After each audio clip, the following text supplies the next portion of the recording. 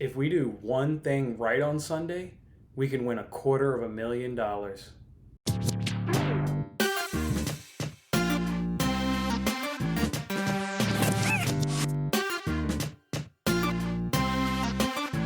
Hey, what's going on, everyone? It's Jason Mattis with Winning Bets. That's right, you heard it, $250,000. That's what's happening over with our friends over at Fox Bet Super 6. They're giving away $250,000 if we can just correctly predict 6 games for the Week 3 NFL slate. Man, they chose 6 really tough games. I mean, it's tough when you go through this, and not only do you have to pick the team, but you have to pick the win margin. So just really tough. Let's give it a shot and see how well we can do this week. All right, the first matchup is going to be the Bears versus the Falcons. They've got this line here at -3.5 in favoring the Falcons. Man, it's going to be tough. So the Bears, we know that they've barely beaten the Lions. They've also barely beat the Giants. I think both of those teams, especially the Giants, definitely aren't very good. The Lions are, what they're probably always going to be, mediocre to a little bit, probably below 500. Meanwhile, the Falcons, yes, they're 0-2. They played pretty decently against the Seahawks. Seahawks are certainly a better team. And then obviously we know last week, they found a new way to lose. Unbelievable. Letting the Cowboys recover that onside kick and letting the Cowboys, come back and win that game with a field goal. But obviously the quality of the opponents that the Falcons have gone up against are significantly better than the opponents that the Bears have gone up against. I think that the Falcons have, the better offense. They've got more weapons. I mean, Calvin Ridley is actually tied for first leading the league in receiving yards, so he's having a really good season. Julio Jones is doing good. I mean, just remember Julio Jones dropped a touchdown pass last week that he just normally doesn't drop. So things aren't clicking for the Falcons. They may find a new way to lose this game. I actually don't think they lose this game though. I think they'll rebound after an extremely tough loss. I've got Falcons winning this game by 4-6.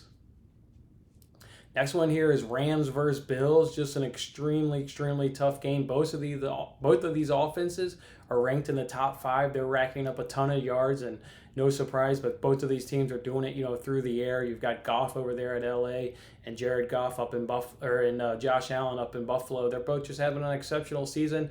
This is what the Bills did. They improved their offense in the offseason, bringing in Diggs.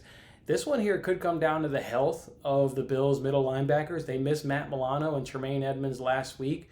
If those guys have to miss again, you saw they were exposed, pretty well. AJ Klein, and then also Levi Wallace was exposed pretty well by Gesicki, the Miami Dolphins slot receiver and tight end. So I need to see if these guys are going to be healthy, but we're going to base it on right now that I think Milano is probably going to be out and Edmonds is going to be in.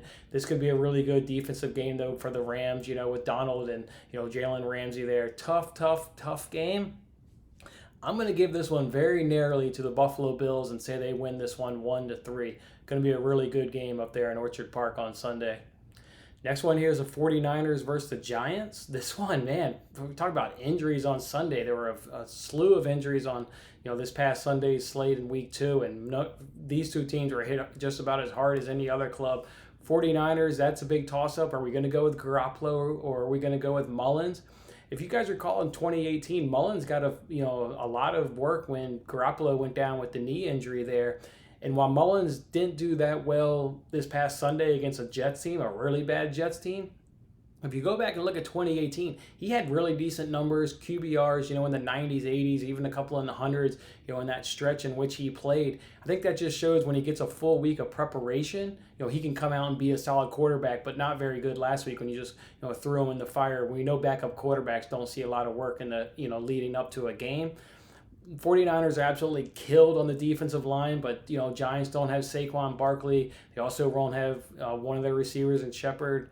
I gotta lean 49ers, and I'm gonna go 49ers win this game 7-9. All right, the next one here is Washington versus the Browns. Browns are favored by 7 points. I think the Browns obviously got it rolling on Thursday night against the Bengals. It looked like maybe that offense is coming into its own. We mentioned how they played week 1 against the Ravens. Well, that's a stout defense, and that was an opportunity for them against the Bengals to get back on track, and that's exactly what we did. The Washington football team is tougher on defense for sure than the Bengals. So a little bit of a tough test. You could see maybe a little regression back to the week 1 line. But even if so, nothing on the Washington offense scares me whatsoever. They, in my mind, only had success in week 1 because the Eagles' offensive line was bruised and battered and injured. And once Washington got that momentum through their defense, it was able to spill over into their offense, and they were able to get that win. I just don't see that happening here. I actually see this one being a comfortable win. I've got this one, Browns win the game by 10-14. Next one here is going to be the Bengals versus the Eagles. I think this is a tough matchup. Look, the Eagles are flat out struggling at 0-2. As I just mentioned, they let the Washington football team come back on them. The Rams came in and handled them I thought for the most part pretty easily. Meanwhile, for the Bengals, what they're doing is they're showing a lot of heart, hanging with the Chargers, hanging with the Browns. They're covering spreads, and I think they're doing really well. And the Eagles are favored in this game in 6. And I actually think the Bengals, will cover the spread.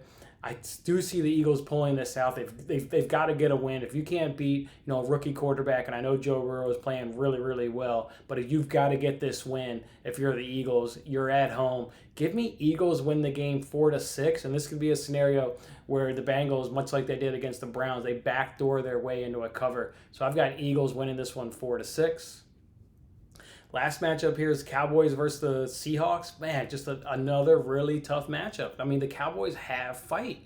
That's what they do each and every week. They did it in week 1 against the Rams. They did it in week 2 against the Falcons.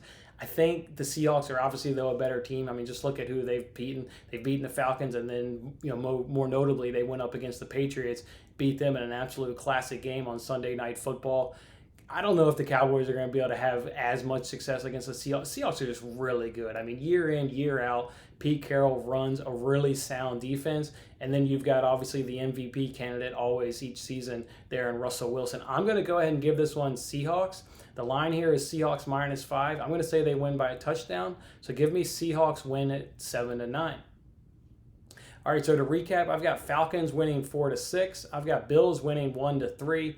I've got 49ers winning at 7-9. I've got the Browns winning at 10-14.